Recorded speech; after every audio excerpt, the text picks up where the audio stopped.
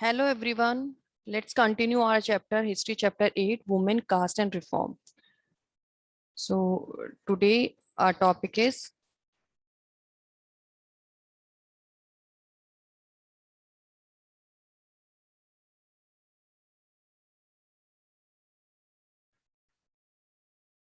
girls begin going to school. Yes. So in this field, many reformers felt that the education for girls was necessary in order to improve the condition of women. They argue about the women were given equal right to vote.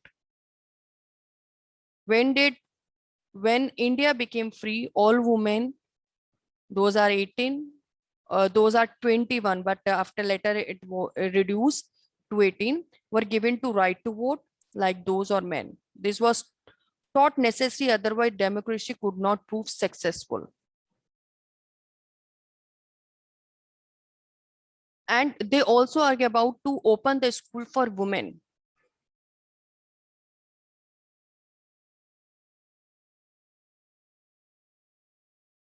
That is why, but the many people were opposed.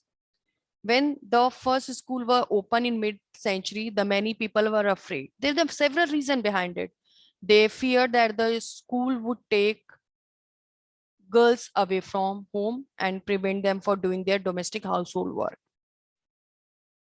Girl, for a school, the girl had to travel through the public places in order to reach the school, and this would make them or felt the many people felt that this would have a corrupting uh, influence on them.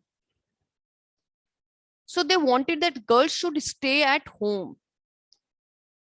But through the 19th century, most educated women were taught at home by a liberal father or husband. If we take that one example of Rashundri Devi, who learned at home. She was the one of those who secretly learned to read and write at home secretly.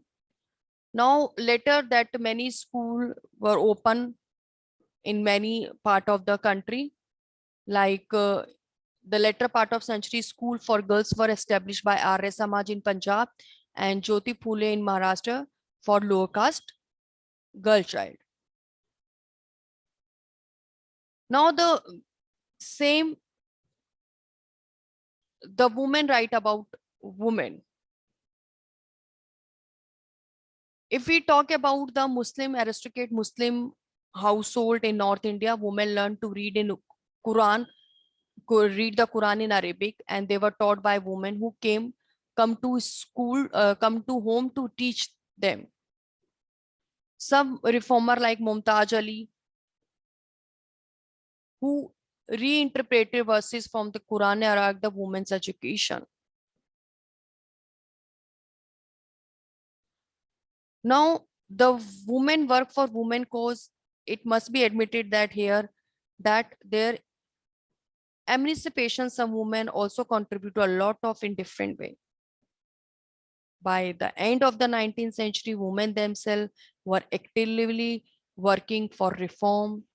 Women like Begum Rukaiya Shekhawat, Begum of Bhopal, Tarabai Shinde, Pandita Ramabai, etc. founded schools and training centers for girls' education. They wrote books and edited magazines and set up many women associations for their upliftment. In the 20th century, they found political pressure group for female suffrage because the many nationalist leaders promised that after independence, like Jawaharlal Nehru and Subhash Chandra Bose, after independence, the women got right to vote. So they also need the women in their national movement.